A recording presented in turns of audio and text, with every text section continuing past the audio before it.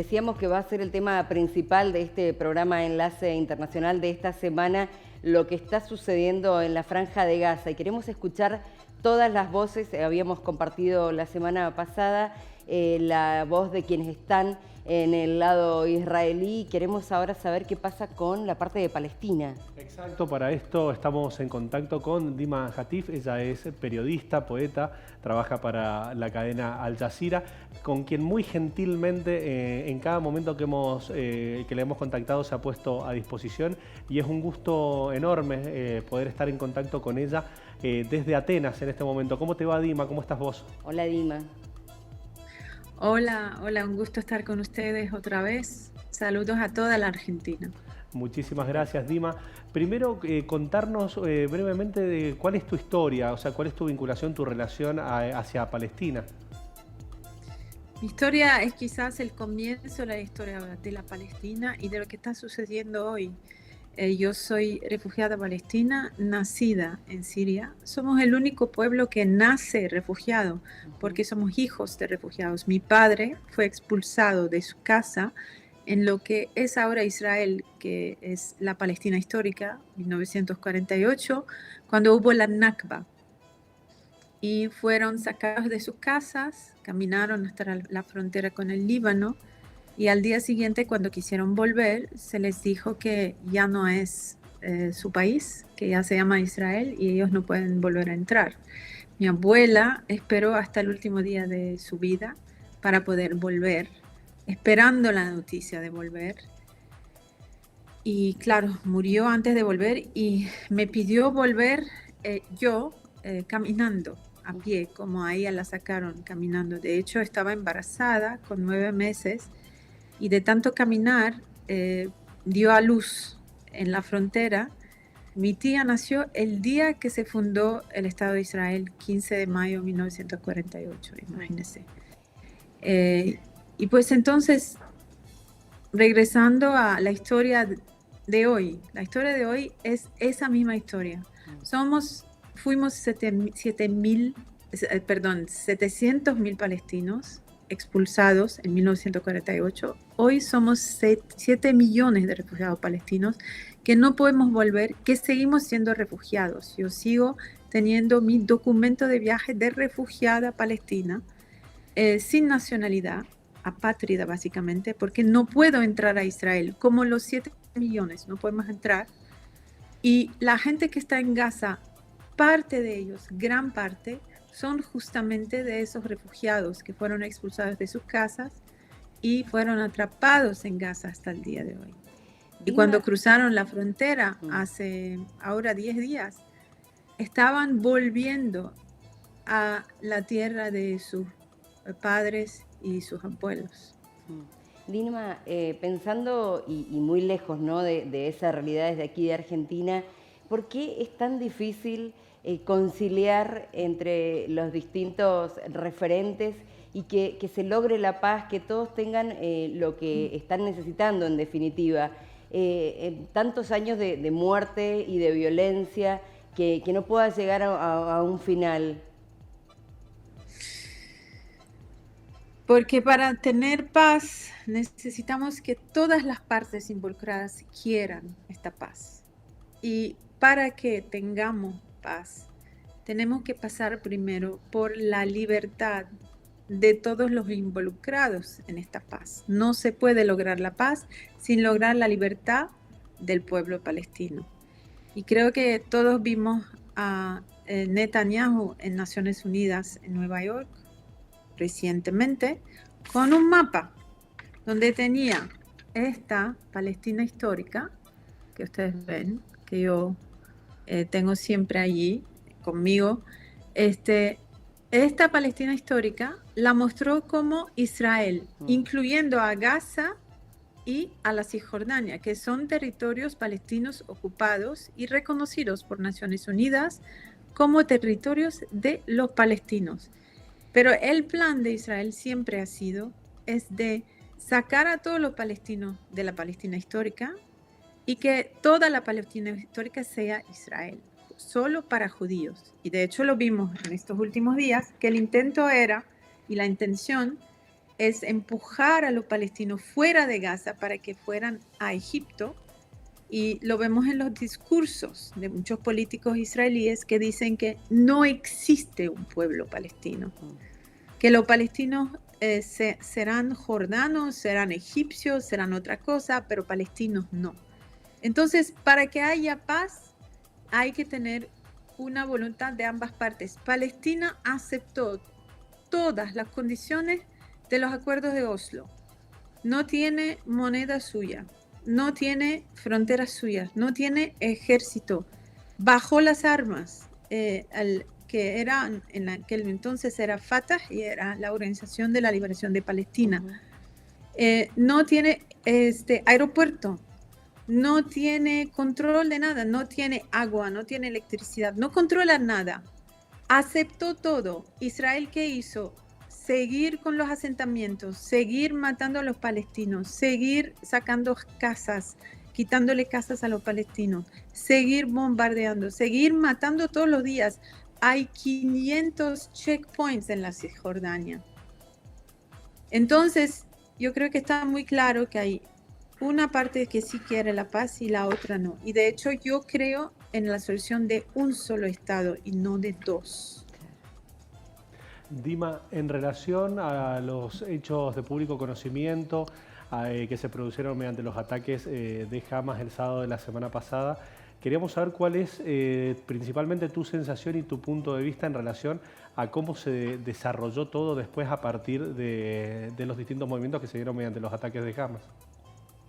Bueno, jamás se ha vivido algo así, en mi vida al menos. Ustedes al comienzo de este programa dijeron la guerra entre Israel y Hamas. Yo tengo que primero distinguir entre la definición de una guerra y lo que está pasando en este momento. Una guerra, por definición, es una guerra entre dos ejércitos. Esta no es una guerra, porque aquí no tenemos dos ejércitos. Y a mí no me parece que lo que está pasando es Israel contra Hamas. Es Israel contra Palestina, porque fíjense, ¿quiénes son los asesinados, las víctimas de todos los días? Ustedes, ¿qué ven en las imágenes todos los días? Estos niños son combatientes de Hamas.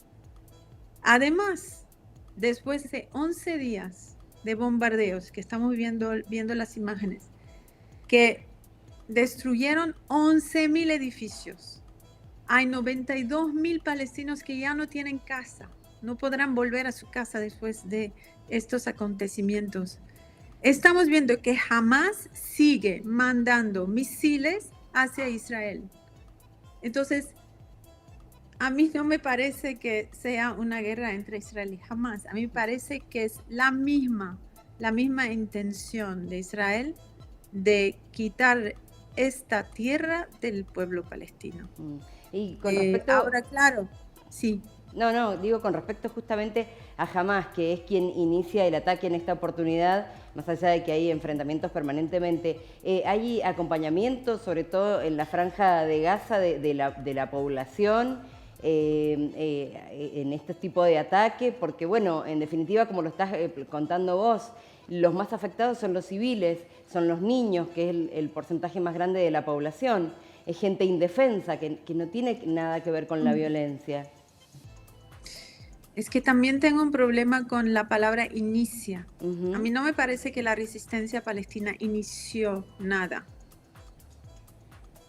Los territorios palestinos de Gaza y de la Cisjordania son territorios ocupados militarmente y por derecho internacional, y eso lo pueden conseguir en la ley internacional. Sí. El pueblo que está bajo ocupación militar tiene el derecho a defenderse. Además, el ocupador, es decir, la fuerza ocupadora, no tiene el derecho de defenderse del pueblo que ocupa.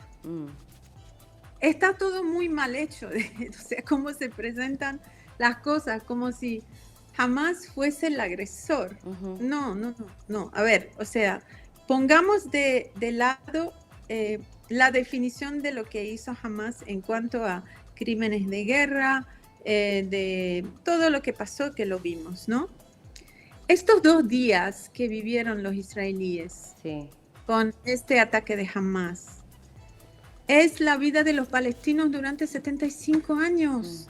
Pero la noticia solo se hace noticia cuando los israelíes están asesinados, cuando mueren más palestinos que los israelíes, cuando los niños palestinos están en las cárceles palestinas. Hay cuánta gente en las cárceles palestinas, en las cárceles israelíes. ¿Cuántos palestinos están sin juicio durante años en cárceles israelíes? Para mí también son rehenes, son prisioneros de guerra. Entonces, esto que pasó es un día común y corriente de la vida de los palestinos durante 75 años, pero el mundo se fija y comienza a hablar del tema solo cuando mueren los israelíes, porque está el mundo normalizando la muerte de los palestinos. Por lo menos desde este programa no la normalizamos, por eso queríamos tener también tu voz y escuchar en primera persona cómo lo estás viviendo y cuál es la situación. Lo que pasa es que nos horroriza, del lado que sea, que mueran inocentes, y es lo que está pasando en este enfrentamiento. Vimos lo que pasó ese sábado con los jóvenes que estaban en esa fiesta, y vimos los niños cuando atacaron la escuela de la ONU o cuando atacaron el hospital en la Franja de Gaza. Realmente es una cosa horrorosa ver eso, por eso quizás desde tan lejos es difícil entenderlo. No estoy para nada, no estaba hablando de ustedes porque ustedes siempre me llaman y yo sé que ustedes están siempre tomando las voces palestinas, pero estoy hablando del mundo entero, de los políticos, de las Naciones Unidas, de los medios occidentales y además esta fiesta que me mencionas ahora. ¿A quién se le ocurre hacer una fiesta así a 5 kilómetros de Gaza, donde vive la gente en una prisión abierta? ¿A quién se le ocurre? La gente a 5 kilómetros no puede salir de allá, no puede entrar nadie, no puede salir, no tienen electricidad sino pocas horas al día. O sea, Dima, no tengo palabras. Es una...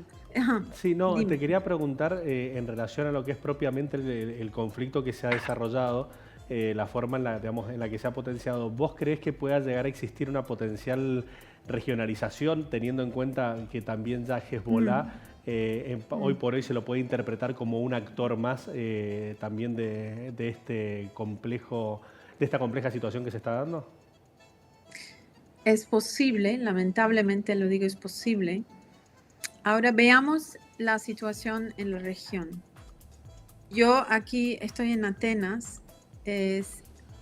Salió de aquí un barco de griegos israelíes que van a apoyar a Israel para combatir a Hamas, supuestamente. Salió de Perú un avión, salieron aviones de Estados Unidos, de Francia, de muchas partes.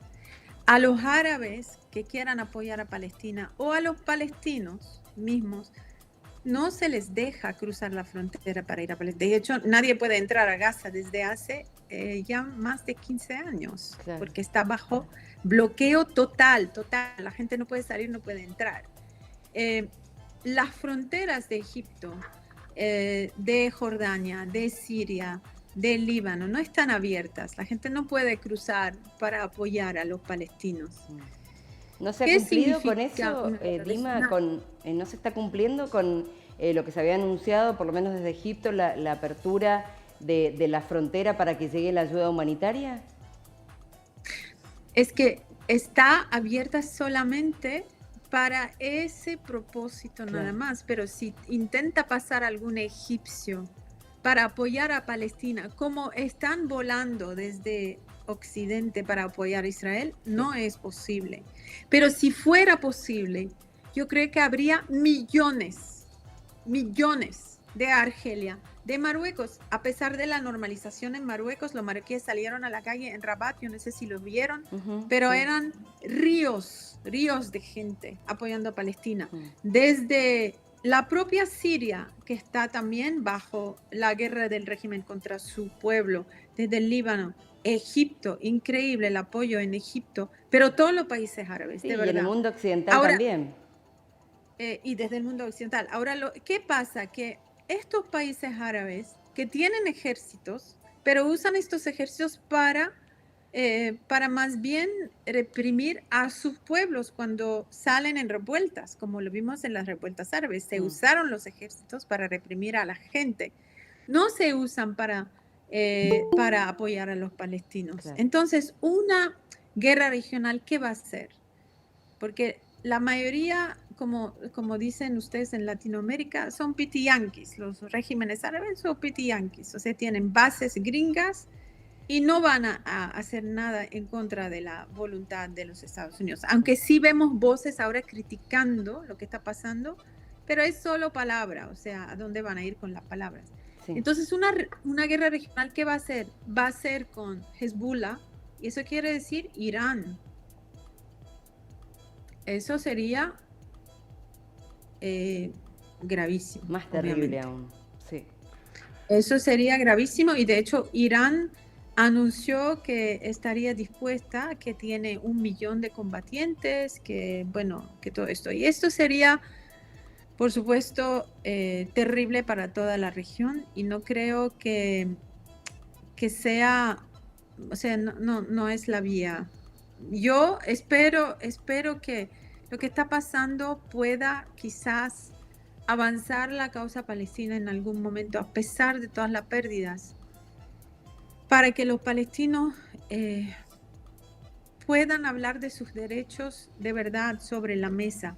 Con esta, llamemos esto lo que llamemos, pero es un poder militar que tiene Hamas en este momento, que nunca ha tenido antes. Ocupar asentamientos enteros dentro de Israel, nunca ha habido eso, nunca he visto eso antes. Desde la guerra del 1973, cuando eran ejércitos de Egipto y de Siria, que entraron en guerra contra Israel para liberar parte de los territorios ocupados por Israel de Egipto y de Siria.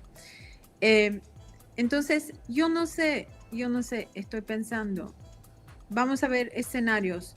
De verdad acaban con Hamas, como dicen, pero no es solamente Hamas, hay yihad. Mientras no tengamos solución para los palestinos, habrá un nuevo Hamas. Con el tiempo. Dima, te agradecemos muchísimo este contacto. Siempre destacamos tu predisposición y la máxima y absoluta solidaridad. Abrazo fraterno desde Argentina. Gracias. Porque realmente nos duele mucho lo que está pasando. Gracias.